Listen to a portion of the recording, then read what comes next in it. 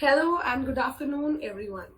Myself, Kritika Goel, and I welcome you all on behalf of Prayas Theosophical Lodge, Ghaziabad. Today's session is on Dharma by Besant, lectures delivered at the 8th Annual Convention. Let us sit in meditation for a minute.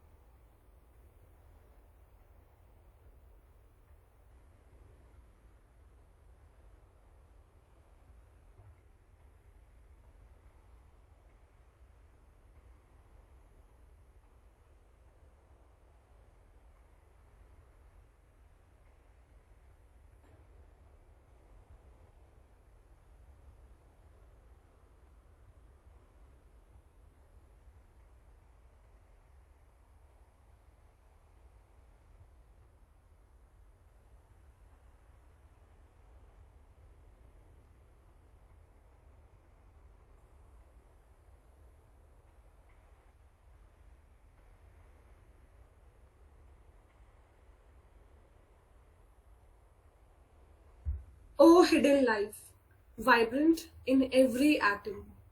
O hidden light, shining in every creature. O hidden love, embracing all in oneness. May each who feels himself as one with thee know he is therefore one with every other. Come back, everyone. Thank you for joining me. Our speaker for the day is Sister Mansi Bhagat, who will talk about Dharma by Besant, lectures delivered at the 8th Annual Convention. Sister Mansi is a senior medical officer in homeopathy. She has completed homeopathy from Nehru Homeopathy Medical College, New Delhi, and joined Employee State Insurance Corporation, ESIC Hospital, New Delhi in 2010. And she is currently working as a homeopathy doctor. She has previously read various books and understood the basic literature from Dr. Rajiv Gupta, Shankar Theosophical Lodge. She became a member of Theosophical Society at Shankar Lodge, Delhi Theosophical Federation in 2014.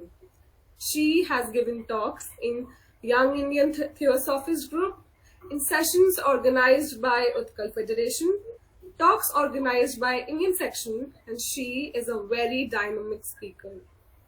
Let us all welcome Sister Mansi Bhagat. Over to you, ma'am. Thank you, Kritika. Thank you so much. Namaste, everyone. So our topic for today is Dharma. But before I begin this talk today, it will be an honor for me to show my gratitude and love towards my senior and mentor, Dr. Rajiv Gupta, with whom my association of 11 years has changed my direction towards the theosophical journey. This talk on Dharma has already been taken and taught during our Shankar Lodge meetings in New Delhi by Dr. Rajiv sir. It has been very humbling to learn about this subject Dharma from him, including all other theosophical studies on which I have presented in many other forums as well. For today's talk, the errors in interpretation, anything spoken would be solely mine. Kindly pardon me for those errors. And the literature and its understanding of meaning is all of Dr. Rajiv Gupta, and for that I am humbly grateful. So what is Dharma? Dr. Besant has given a small book on this which is available on Anand Khula. So all the notes are from that book. So she writes, when the nations of the earth were sent forth, one after the other, a special word was given by God to each to be given to the world. To India was given the word Dharma. These lectures on Dharma were taken by Dr. Besant at the 8th Annual Convention of the Indian section of the Theosophical Society at Benares in 1898 on 3 different days, which is available in the form of this book, Dharma. There is no English equivalent name to the word Dharma. the names or meanings nearing the word dharma, though they can be only understood partially, but yet do not really complete the word and its meaning dharma, are the problem of right and wrong. So when we understand dharma, we try to understand it. So the words, the problem of right and wrong or morality can be used instead of dharma, though it does not complete the definition of dharma. Then righteousness is another word that is used. Justice or law, that's how we understand dharma. Duty, we understand law of duty as our dharma. And then there is religion. So in the world of men where we are living right now, this reflection of dharma is therefore only partially seen in a minor degree in the form of religion, justice, law and order. How is it seen in the form of religion? Religion teaches us, do this, don't do this, do charity, love thy neighbor. And so we try to practice our dharma by following our religion. Then next we come to law and order. There are man-made laws and we try to abide by the laws of our country, the place where we live. And so we say by abiding by our laws, we are trying to practice our dharma. Similarly, when we talk about judiciary, righteous action and whatever is the right thing, the justice when we talk about, we say that the constitutional laws are also trying to identify with dharma, and so we try to follow these constitutional laws. We try to agree, and we usually agree with the judicial decisions because we say they are following the dharma. Then duty in everyday life, our elders, our seniors, they guide us, training in our everyday life what we have to do. Following their words into practice becomes our dharma as per our tradition and customs that we follow. Yet we are perplexed because its definition stands incomplete. What is right and wrong and how to practice dharma? So here we get perplexed, and it is said that this subject of dharma is very deep, subtle and mysterious. If seen broadly, it is said that in a man of small development, right and wrong in common actions is very fair, simple, easy and clear. Because for him, he has restricted knowledge, and so for him, morality seems very simple and definite. But for one with deep knowledge and high intelligence, for those who are evolving towards higher grades of humanity, for those with power of in-depth analysis, and for those who desire to understand the mystery of dharma, the word dharma is very deep, subtle and mysterious, and that is why it is so. So now, when further Dr. Rani Besant writes that during her time, there were 3 different schools of morality in the West who had differing theories about dharma. And these 3 different schools of morality in the West had been trying to deduce why there is or there has been an absolute failure to aim at the highest ideals which are set for a society, for the humanity. Why we can't achieve those highest ideals in the living in the society. These 3 recognized schools of morality among the Western people were studying why highest ideals or teachings could not be put into practice. So the first thing that she says is, what is the problem here, that why we cannot identify it. So there are 3 schools basically. So she says there has been a divergence between faith and practice. This is because the first school says that revelation from God is the basis of morality. So what are the revelations from God? All the commandments or teachings that occur in the religious texts, all these could not be put into practice, and we understood that as our dharma or morality. So what are the drawbacks? Why that religion could not be put into practice? The problem that the first school went through was, what they understood was that there are multiple religions, many religions, and every religion has its own revelation from God. So which is the supreme authority? How must a student decide which religion and its revelation is complete truth? And there was another problem. The scheme that should be used and that should be useful for the given civilization is when those teachings are given. Now, religion occurred thousands of years ago, but the society changed. And because whenever any new religion comes up and nations evolve, then that which had been useful earlier may not be useful under the circumstances through which the society was now undergoing a change. And so the current in the current circumstances, following that dharma became difficult. So any revelation from God just remained a theory, and unreality and confusion of thought crept in the society. Then there was the second school of morality. The second school of morality said that everything, the dharma, should be based on intuition. So whatever is the inner voice of man, what is intuition? It's the inner voice or the inner conscience of man. That can be the basis of morality. However, how can one decide between the intuition of a saint and that of the ignorant? So it cannot be the basis of defining right and wrong, as it is not based on any authority. Then there is the third school of morality.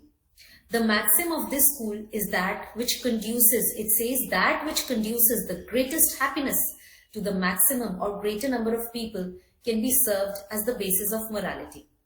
However, a limitation arises.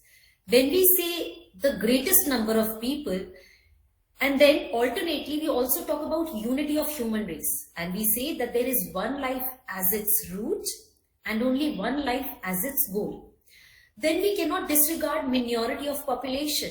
We cannot disregard minority of living beings, or only if we talk about human beings also, we cannot disregard any other human being. So this theory fails, as man cannot be perfectly happy so long as some other man may be left out in the unity of life. Therefore, revelations from God, intuition, and this unity of life, all of these only remained in theory. So by lip acceptance, we accept it. However, it is disregarded in practice and rejected in practical life. When we read scriptures of loftiest character and commands are given with universal obligation that only very few people can fulfill, and not the whole society cannot follow it practically, then confusion of thought creeps in and unreality of all these teachings are seen. And so all lead a life of illogical kind, a happy-go-lucky life with no aim, no logic and no reason, without a basis of a rational system. So these are the problems why dharma could not be practiced. So here Dr. Annie Besant first tells us that there is no English equivalent. Then she says that okay, whatever are the partially understood meanings of what we identify our dharma as, I told you. Then in the next she told about these three schools of morality. Then she explains finally what is really dharma. So here she says it defines the declared duty of kings and his subjects, the declared duty of the four orders known in Hinduism as the Varna system. It declares the declared duty of every kind of man, duties that are distinct from each other and suited to every stage of life. So dharma should be applicable at every stage of life.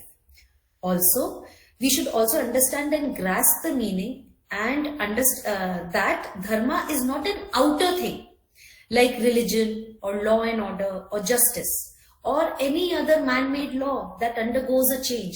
Anything that is subject to change cannot be dharma. But she says finally that dharma is the inner nature of an individual whose molding can be seen in the expression of outer life. That is the way of life in man in terms of thoughts, emotions and actions. The inner nature is usually, when we understand inner nature, what is inner nature? Inner nature is born of gunas, which are 3 in number, rajas, tamas and sattva. And these are seen in varying proportions. I will explain this further ahead as we go. And then there is the outer life which is expressed. Being born of the gunas, it is seen through thoughts, emotions and actions. So when I say thoughts, emotions and actions, it also makes us realize that dharma and karma can be interchanged, because karma is again whatever we do in thoughts, emotions and actions.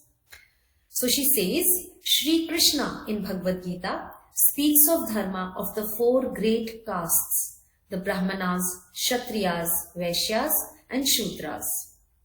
So when we talk about this Varna system, we need to understand one more thing, that the Varna system is not based or divided on the basis of an individual's profession, as has been misinterpreted sometimes.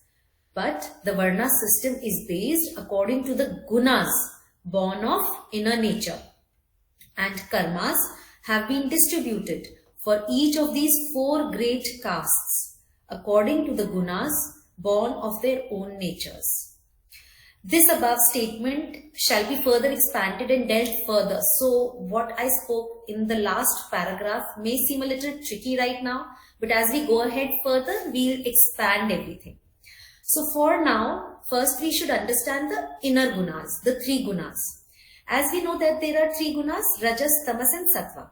And in all men, they are found in different proportions and in varying intensity in all individuals. So when these gunas combine, they are usually combining in different percentages. If I say 100% percentage, then they are always combining in different percentages.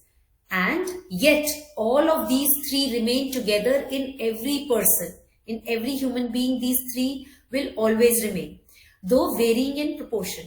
And because of this varying proportion in the intensity and the way they are expressing, there is multiplicity. There are innumerable combinations of gunas that can be expressed in the inner nature of man. And this inner nature, how will we see it? We will see when the life will express itself in every individual when that person is born. The inner life or inner nature expresses itself outwardly according to the stage of development of that individual in the form of thoughts, emotions, speech and action.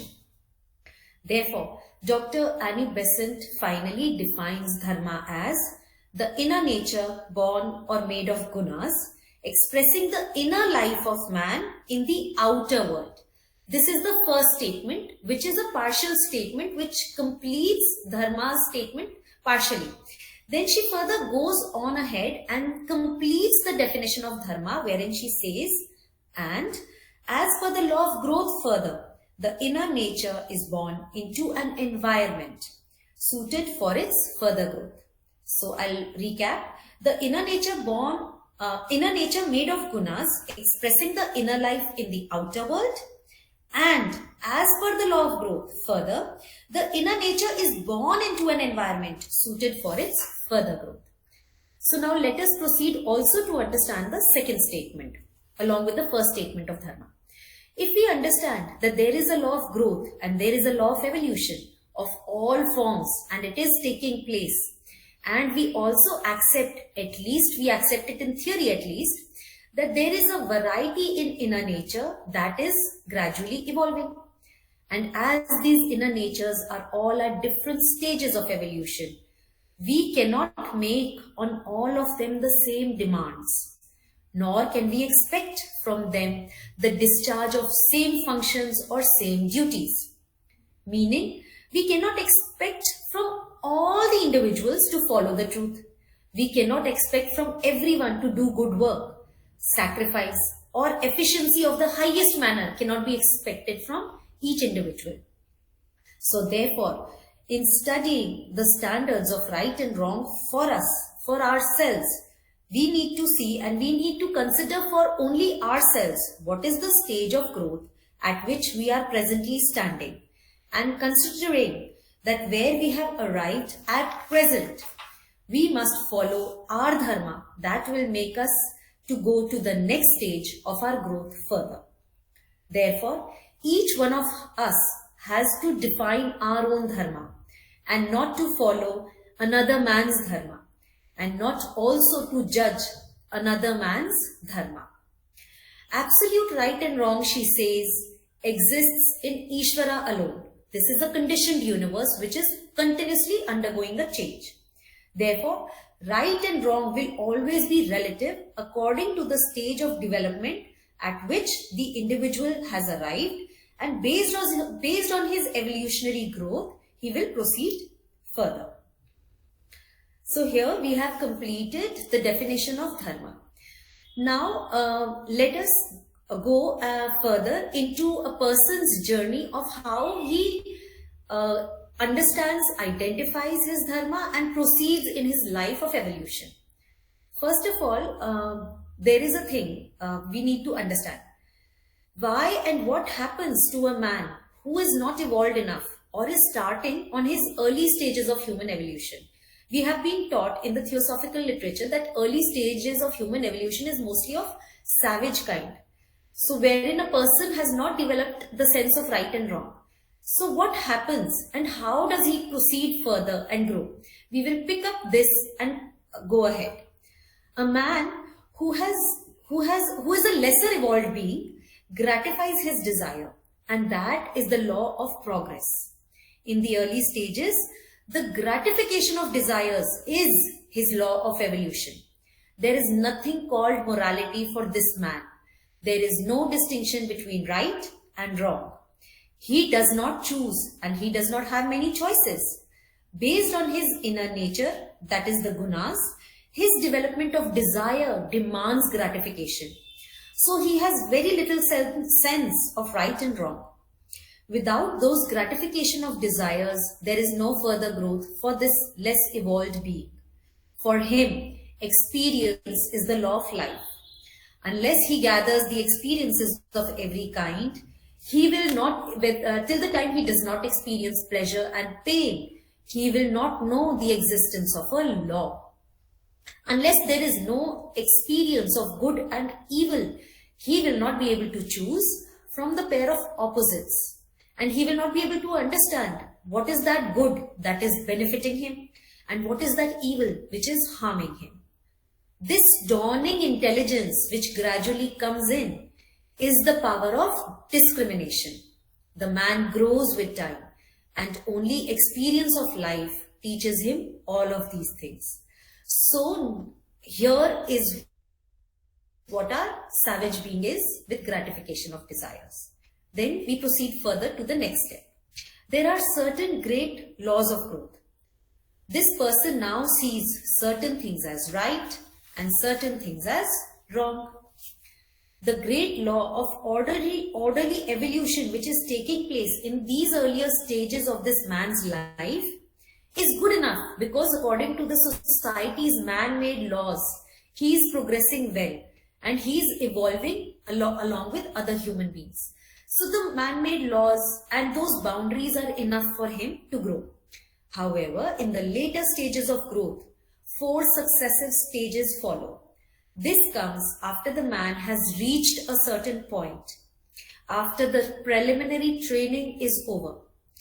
It was proclaimed, Dr. Annie Besant further writes, that in ancient India, as the definite law of evolving life is there in 4 stages for every man, Dharma is declared based on this inner nature and demands the discipline that needs to be followed for the next stage. So these 4 stages, he will have to pass through these 4 stages. And these 4 stages are the evolving steps towards the higher grades to understand deeply what is Dharma and what he has to do to go from based on his inner nature, where he is standing and how he has to proceed further to the next step. So the first stage in the Varna system is that of the Shudra. Now, how do you identify the inner nature of a Shudra? The inner nature of a Shudra is that early stage. Independent action is very limited for him. The power of his discrimination is also very limited. He has a tendency to yield to impulses from without. This above is the inner nature, and this marks out the stage of the growth of that soul. The Shudra's judgment is untrained. His reasoning is poor and limited. He is chiefly moved by desires. So what is his Dharma? The qualities that are needed for the next stage, that is the law of growth for the next stage, will be for him to go from Shudra to Vaishya. And so his Dharma to follow for going to that next stage is that of service. So by whatever name you may call him, in whichever part of the country or continent this person or this soul is living, by whatever name he may be called, such a man is a Shudra. And so, for him to go to the next stage, he has to be obedient. He has to follow service, obedience, because his judgment is untrained, judgment is undeveloped. So he has to be obedient to his master. Then he has to learn fidelity. What is fidelity? That he has to be very accurate. He has to try to be faithful to his employer or master. He should have devotion to his master, to his employer, and he should blindly obey the rules that are laid for him. To the one he is serving, he has to obey the rules, and this allows for his next stage of growth. He is not to challenge the order of his superiors. If he has received orders, his dharma is that of obedience, by which alone he will be able to learn. So for example, we could just take in a mini way, like soldiers in the army. They have to obey the captain or the general, because if during the war, the soldiers are not obeying the orders of the general or the captain that they follow, then there will be a lot of confusion, and the war which is being fought amongst the soldiers of two different countries would go haywire.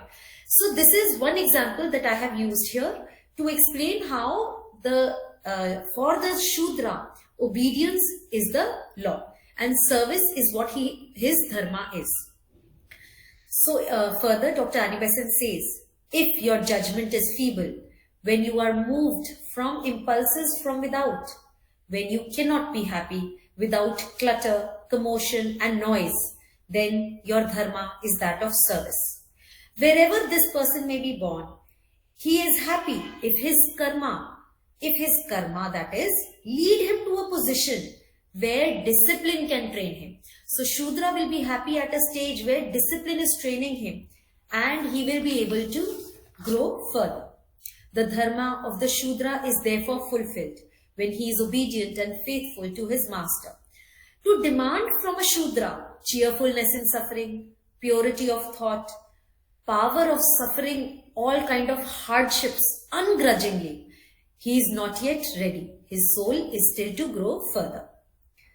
So the duty which we have to understand when we are talking about the Varna system and as we are proceeding further, the duty of the higher in the Varna system is to show forth higher virtues, but he has no right to demand it from his inferiors.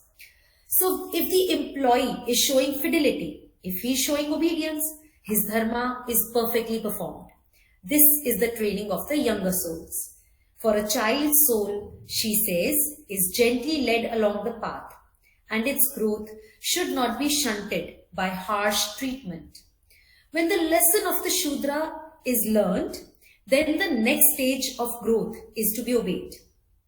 The dharma of this next stage is to learn the first use of power by acquiring wealth, and that is the stage of the Vaishya. For the dharma of the Vaishya all over the world, in any part of the country he is living, he has to learn the idea of justice, nyaya. Just dealing between man and man. It should be fair trading between man and man when he is acquiring wealth.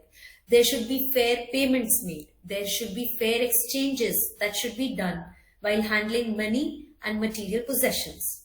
There should be absence of waste and extravagance. Payment of first wages to his workers should be done in the right time. He is not to sway here and there at mere sentiments, like we usually see the Vaishyas as doing, not making fair exchanges, not doing payments on time.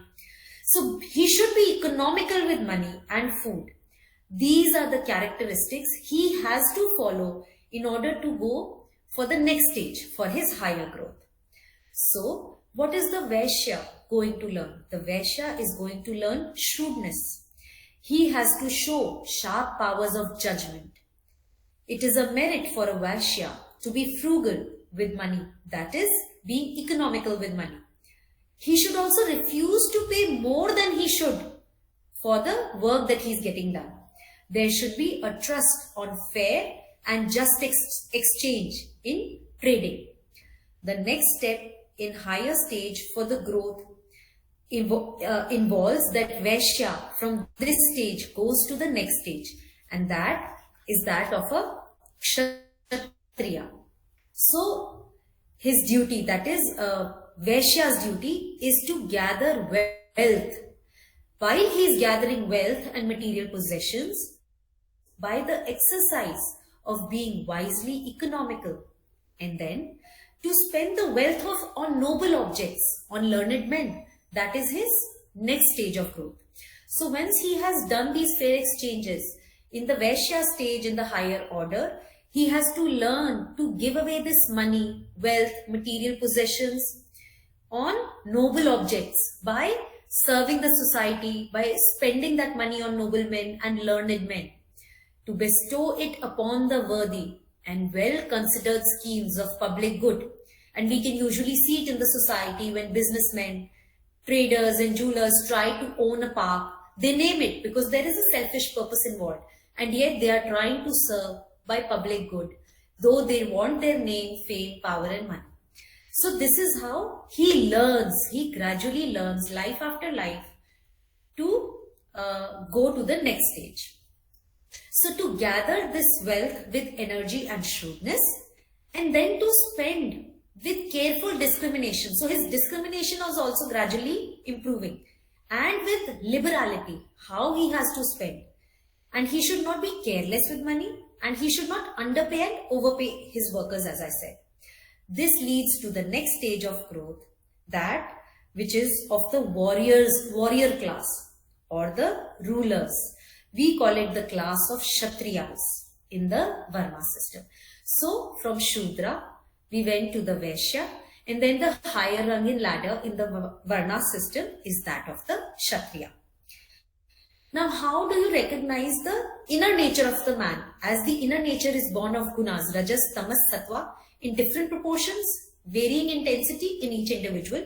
Now, how do you recognize a Kshatriya? How do we recognize ourselves? Because we have to see where we stand in our inner nature, and based on our inner nature, we have to find the higher step for our further growth. So it is said that a Kshatriya is combative. He is an aggressive person. He is quarrelsome. He learns to stand on his own ground. So he will quarrel for no reason or the other. He is ready to battle and protect himself and anyone and everyone around him in the enjoyment of what is right. Though initially his sense of right and wrong and his judgment may be poor, he may be fighting for the wrong cause, yet the objective of the Kshatriya is always to demand justice, even though he may be standing on the wrong side of the picture, or he may be asking it for a good cause. So he is aggressive and quarrelsome. Now, what are the duties of a Kshatriya? What is he to do? How is he to go to the next stage further? And what is there for him to learn? What is there that he has to enhance and improve in his inner nature? He has to learn, the Kshatriya that is, he has to learn courage, fearlessness, splendid generosity, throwing away of life in the defense of weak people, to protect, to guard anyone at the cost of his own life. Because in the initial stages, we try to only protect ourselves. We try to protect, it's a self-protective mechanism. But for a duty of a Kshatriya to proceed to the next stage, that is to move from selfishness to the unselfish character, he is to protect and guard others at the cost of his own life. So when the orders of this Varna system were made, we have to understand this, how this Varna system has been expanded and elaborated by Sri Krishna in Bhagavad Gita, and why Dr. Annie Besant spoke on it, why the great ones spoke about it. It is said, Dr. Annie Besant herself writes further in the book, that when the orders of the Varna system were made, the great ones who, knowing the laws of growth, knew that a weak soul can never attain perfection. He cannot get his strength without courage, endurance, loyalty to a cause, firmness, facing of dangers, and readiness to throw away life when sacrifice is demanded. And this is the lesson for the Kshatriya. And this is to be slowly imbibed, life after life. Loyalty, endurance, courage, and sacrifice. Now, in every nation, there are souls that need this training, and their further evolution demands the need of such a training. So here we have to understand one more thing, that a question arises here, that war is terrible. When we talk about war, it is violence, and war is terrible. Why should the Kshatriya fight? Why did the great ones give in the Varna system the duties of a Kshatriya, where he should be combative, he should learn to sacrifice by giving away his life? Why should he slay? So this is what we also need to understand, why this happens. That wars are terrible. Slaying the enemy is against life principles. But she says, this body is a garment, and the Kshatriya lesson is to make this garment iron coated. So his soul will gain the power of self-sacrifice. When he sacrifices himself, not others, he learns to sacrifice himself. He will learn endurance of pain, endurance of suffering, and he will gain courage. And this is his duty, to rise to the next higher order. So here we complete the Varna system with the duties and the higher stage of growth for a Kshatriya. Then now there comes a last stage, the last stage of teaching. The dharma of that stage is to teach. The soul must have assimilated all the lower experiences before he can teach. If he has not been through all these previous stages and obtained wisdom, how is he obtaining wisdom? In the Shudra stage, he learned through obedience.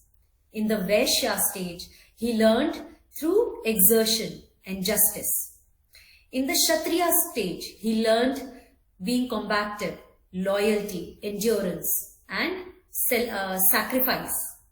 So how could he be a teacher then? He could only be a teacher once he has passed in wisdom through these stages of Shudra, Vaishya, and Kshatriya.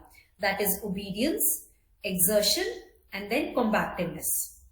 And that is a Brahmana.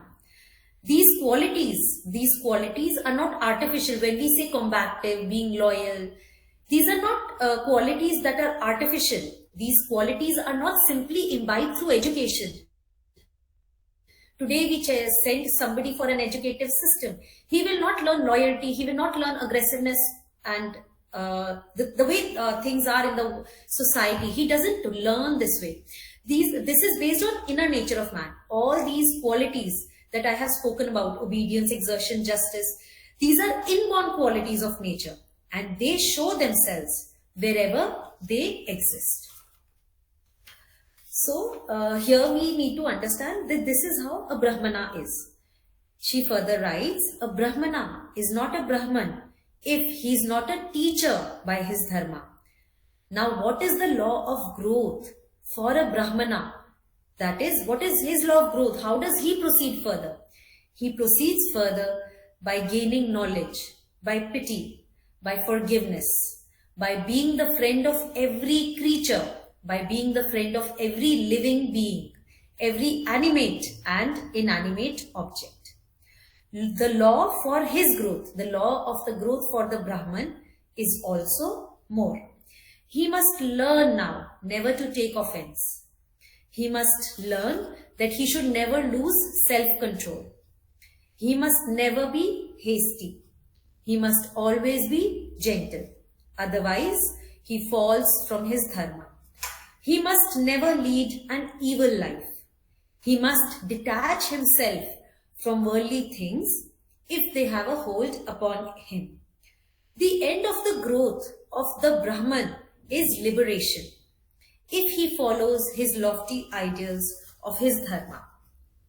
So if we set upon a man, an unprepared soul, a lofty ideal, we check his evolution. The wise ones were teachers who gave motives to the children and higher lessons to the old. So place your own ideals high, but do not impose them upon your brother.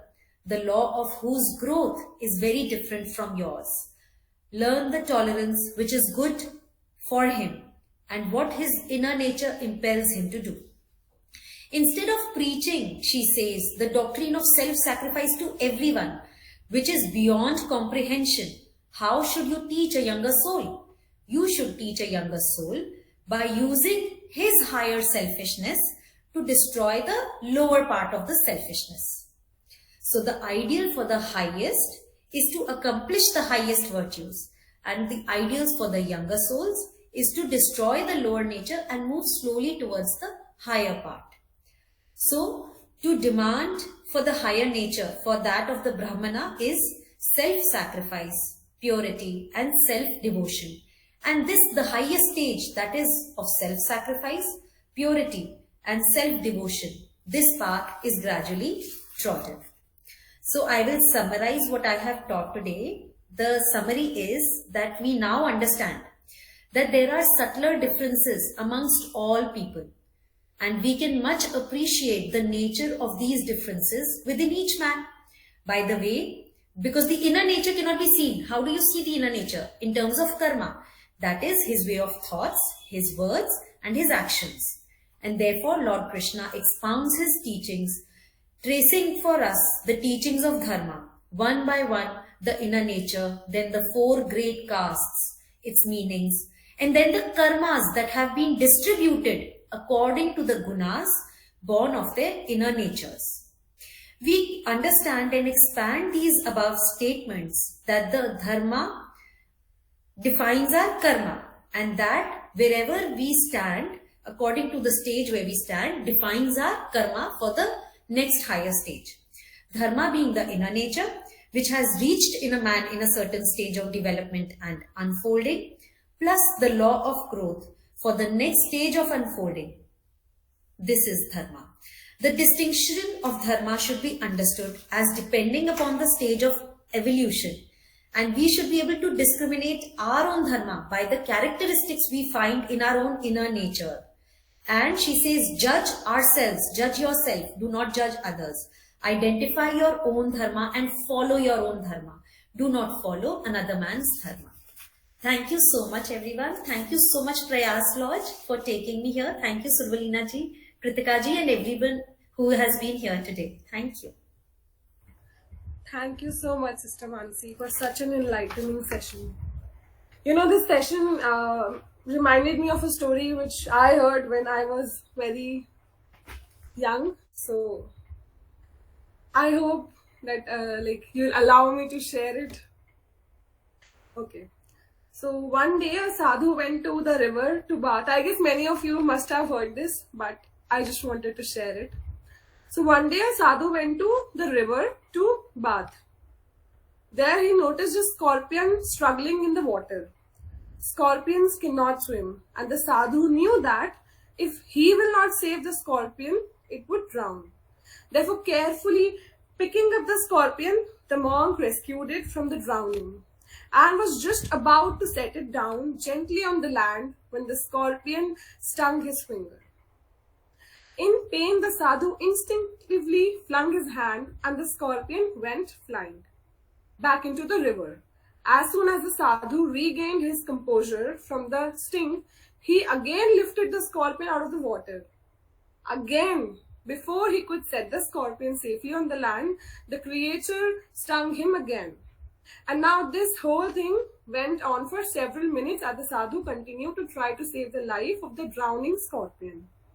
And the scorpion continued to sting his savior's hand before reaching safely on the land.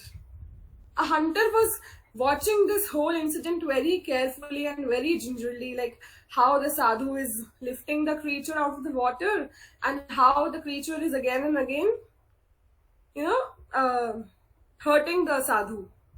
So finally, the very curious hunter went to the sadhu and he said, "Forgive me for my frankness, but it is clear that the scorpion is simply going to continue to sting you each and every time you try to carefully save it. Why don't you give up and just let it drown?" The sadhu replied, "My dear child, The scorpion is not stinging me out of malice or evil intent. Just as it is the water's nature to make me wet, so it is the scorpion's nature to sting. He doesn't realize that I am carrying him to safety.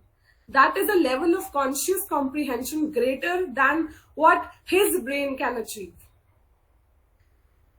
But just as it is the scorpion's nature to sting, so it is my nature to save. Just as he is not leaving his nature, why should I leave my nature? My dharma is to help any creature of any kind, human or animal. Why should I let a small scorpion rob me of the divine nature which I have cultivated through so many years of sadhana? Very nice. It's really so apt for today's talk. Thank you so much, Kritika. You're awesome. Thank you. So, everyone, just like Sister Mansi told, that it is a Shudra's dharma, artisans and workers' dharma, to follow his master, to obey, and to not demand or not to argue. Similarly, my nature is something else. It was Sister Mansi's dharma to give this talk.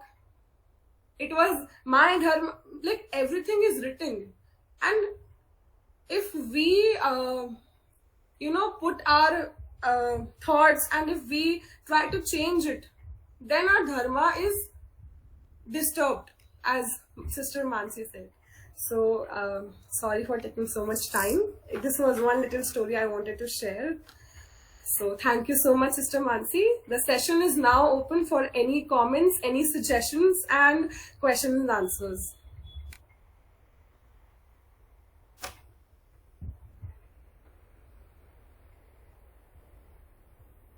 Anybody? I think Sister Sandhya has joined. Sister Sandhya, I would really like to hear something from your side.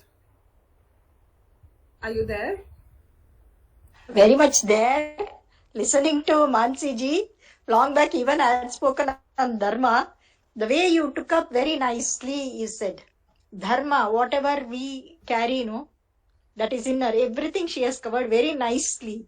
But, everything is nice, but I felt that at this juncture, that 4 varnas, whatever the time that she gave, instead of that, she would have given to the beginning only. Because people, they'll take in a different way. In that sense, that's all. Otherwise, she spoke very nicely. She covered majority of the points. Dharma Jivana means Rutu Jivana. That is as per the nature. Whatever comes, we have to accept, and that is the true life. Today I was listening to S.N. Goenka on Maha Satipatthana lecture. In that he has explained Dharma like anything. If anyone wants to listen, please listen. Lecture number 1, Maha Satipatthana. All the best. It was very nice presentation.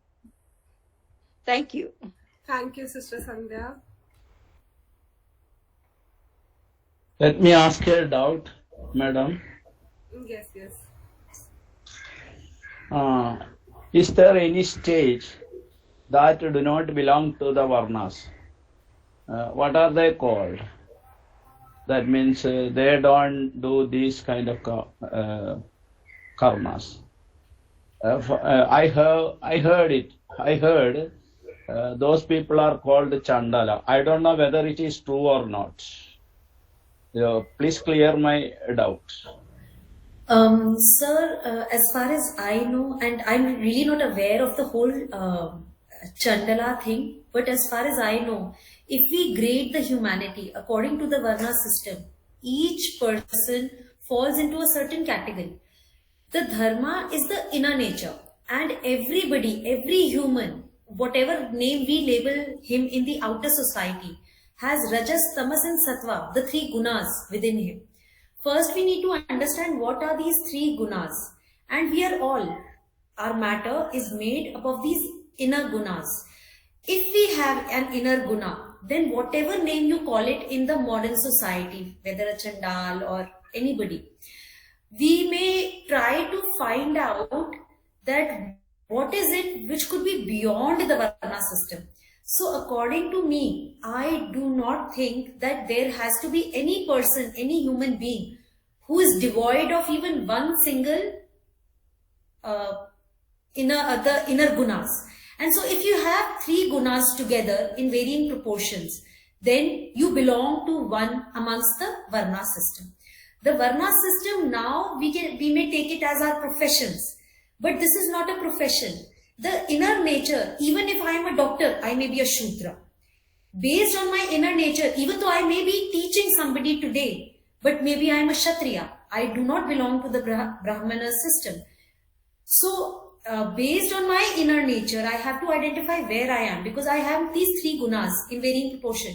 I have to identify how much inertia I have within me, that is tamas, how much rajas or activity I want to do, how much do I want to exert in the outer society, and how much do I have that of the sattva or the inner harmony. So it's like a balancing scale. The balancing scale has sattva, rajas and tamas. And sattva is usually in the middle. जब हम सब्जी खरीदने जाते हैं, when we go to the vegetable vendor, he has that balancing scale. So the balancing scale has tamas at one end, rajas at the other end, and sattva as the inner harmony. That is what the Brahmana has to achieve. So you have to go through the Varna system. If we agree that there is a law of growth, there is a law of evolution, there is law of karma, and there is law of reincarnation. If we agree with the nature's laws, if we have picked up and grasped the basic theosophical principles, then we have to go through all these stages to come to the balancing act. That's what I could understand, sir. Thank you. I hope I could make it clear. So, Brilina ji, यदि आपकी अनुमति हो तो मैं कुछ कहूँ इस पे? Sure, please. हाँ, असल में बहुत सुंदर प्रस्तुति थी मानसी जी की, और जो प्रश्न पूछा है उन्होंने चांडाल के विषय में, तो उसके संबंध में बताना चाहती हूँ कि ऋग्वेद में एक श्लोक आया है कि ब्राह्मणो अस मुख मासीद बाहु राजन्य कृता उरु तदस्य यद वैश्य शूद्राम पदाभ्याम अजायत, कि ब्राह्मण की उत्पत्ति मुख से हुई है, क्षत्रिय के बाहु से हुई है, वैश्य की जो है वो उदर से हुई है, और शूद्रों के पैर से हुई है. ये एक्चुअली सोसाइटी को बैलेंस करने के लिए, सोसाइटी के वर्क को डिवाइड करने के लिए ये सिंबॉलिक ये है श्लोक.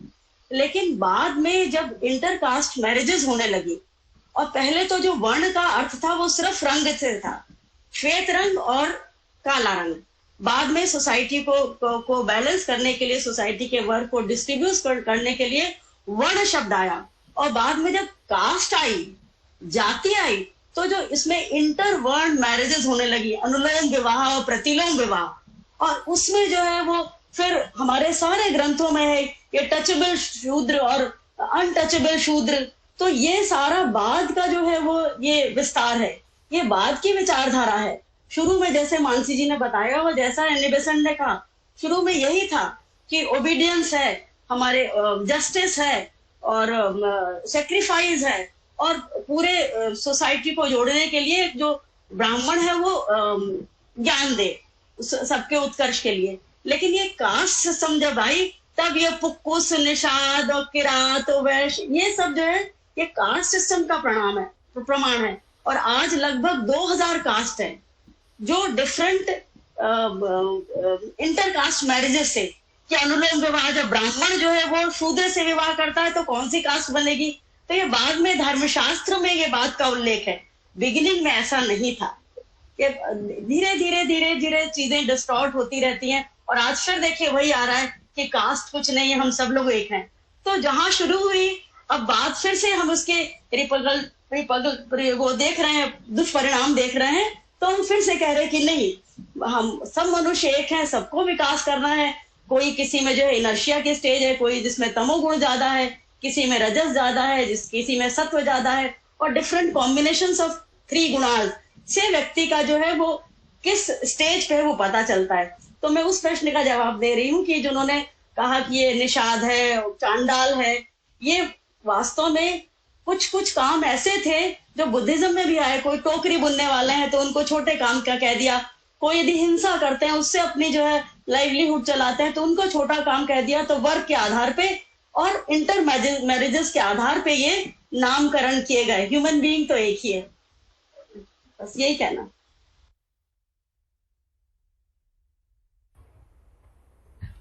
Thank you so much, Sushma ji. So, any other questions or suggestions? Or should I end up the meeting? Survalina ji didn't speak. Survalina ji, please give some comments and please tell us more about Dharma. I'm sure you have such a better version of Dharma, the way you understand things. Okay, the way I understand is definitely Dharma is out of my proportion of gunas I have within, right? Like the percentage of rajas, tamas or sattvic gunas in me will decide my dharmas. And moreover, while you were speaking, I could remember why one Prahlad was born in a family of a Daitya, or why Parshuram ji, this avatar of Parshuram, being a Brahmin, he performed Kshatriyas, or maybe driven by this Rajashik gun or something like that. Or why Ravana was, he was born to a Rishi, but then he came up with such devil thought process and actions. So this is all about what percentage of gunas we have within. And the history, the Shastras, the Puranas, everything talks about this differences, or maybe exceptions you could say. We call it exception, let's say. That means if there is one exception, there is no ground rule set that a Brahman Swabhav child will be born to a Brahman. No, it is not like that. And that is one aspect of it. If I talk about social system and professional system, all doctors are not giving service. Some doctors are doing business. Some doctors are even killers. And some doctors, there is one doctor in Cuttack, Odisha, who's serving free. He's a government doctor. My uncle ji was telling me once. What he does is, in the evening hours, he would open his chamber, he'd sit there, and probably he has his own numeric thing in his mind, maybe 20 or 25 or something like that. The moment 25 people would come, he will serve 25 people, his chamber will be closed, his clinic will be closed. He will not have desire to address to many people and earn money. Forget about earn money. He is providing free checkups and free medicines. He is a doctor. But these kind of doctors are probably not found. They are very scarce to see. Doctors have become businessmen. You go to a vegetable vendor who's actually a vendor who's doing a business. He's so sweet, so human as compared to other educated people. I remember when I had been to a vegetable shopping with my husband, I looked at a couple of people and I commented. I said, don't you think these people, they're doing business, but they're so humble, they're so sweet. I wish I very often come with you to this vegetable market to see these people. They are so sober, sweet, soft, so gentle. Probably you would not find such selling people in big malls. Sometimes they are so rude. They are so business-minded. Whereas these little vendors, they are poor as compared to, mall owners or big shop owners. So who's actually more human? Even businessmen who are good, they are more towards Brahmanic thought process. But then there are Brahmans, they will charge you, okay, you want this puja to be done, I will charge this much money. That's a business. Hello? So profession has nothing to do with this. So your janma, your birth has nothing to do with your this system. Your profession has nothing to do with your system. Only your being. What are you being? You are being more on the animal side, or being more on the normal human side, or you are being more on a superhuman side. That's it. And when you say, how do we know what is our dharma? Observe yourself, what kind of gunas you are made of. That is your dharma. You are doing your dharma. If I am a scorpion, I am a scorpion. That's why I have this killing and biting instinct. I may be a human being, but I am actually a scorpion. Or I'm probably a dog who's snatching. Or maybe I'm a monkey who's all the time so overwhelmed or so anxious about things. I'm just jumping with my anxiety. I'm not a human being. So what kind percentage of humanity as a human being we have, that will decide on which side we are. I think for me, this is what our inner nature is and how do we look at things. Let us know. Like we go and check our blood sugar and BP and cholesterol.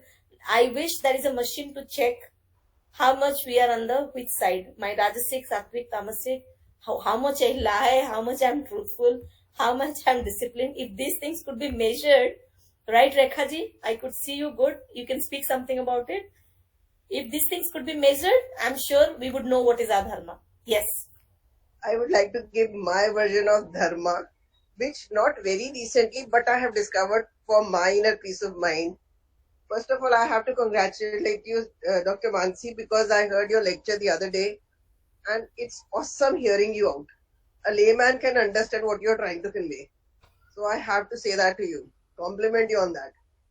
My simple this thing is, when we are living every day, like, we read in books, but it is very difficult to follow them in everyday life.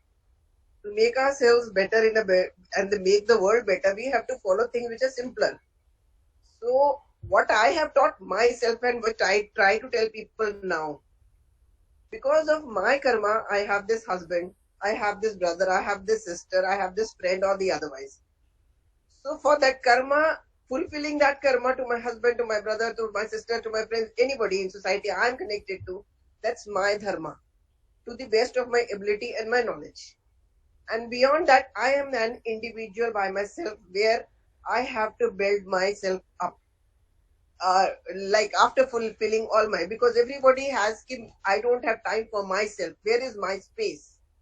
So I teach myself to find my space first by I fulfill my karma and the dharma, and then the rest of time is all mine. What I do with my time, and I haven't read the Gita as such, but I do not know. Intuition. This life is my karam bhumi now. After a certain stage, I have to build myself up in this karam bhumi, and that is what matters the most. So hearing you, all of you out, so I can thank God that sixth sense is guiding me in the right direction without doing much in my life. So that was what I wanted to share, my thoughts of my everyday life, which a layman actually needs to learn to grow up in this life. That is all. Thank you. Thank you, everyone. Thank you. I would like to add, when the Chandala thing came, no, so I was just thinking, when our animal instincts is ruling us, during the time all of us are Chandals only. When we are really with awareness if we are reading our life in what is, then during the time we belongs to the sixth race. So right from all the four, not only four varnas, remaining varnas are all there within us. How we think, we are that. That is what I want to see. Thank you. Can I say something, please? Yeah, sure. I'm Archana. I say some line. We have a Gujarati poet called Narsim Mehta, if you have heard of. And there is one simple poem which we are taught in school of this Narsim Mehta. It goes like this: Apne apna dharma sambhalva, karmano marma levo jani. That means अपना अपना धर्म संभालो और अपने अपने कर्म का जो मर्म है, द मोटिव, द मर्म, बहुत ही सुषमा जी बहुत विस्तार से जरा समझा पाएंगे कि अगर वो आप जान लो तो वो आप अपना अपना धर्म संभाल ही रहे हो. और ये बहुत ही 2 लाइनों में उन्होंने ये समझाया है, तो शायद आप लोगों को भी गुजराती का फ्लेवर और एक अर्थ मिले, इसलिए मैंने ये शेयर किया. Thank you. Thank you so much, Archana ma'am. So I think let us proceed towards meditation and absorb whatever the new things and great things we have learned today. delivered by the session through Sister Mansi. So let's meditate.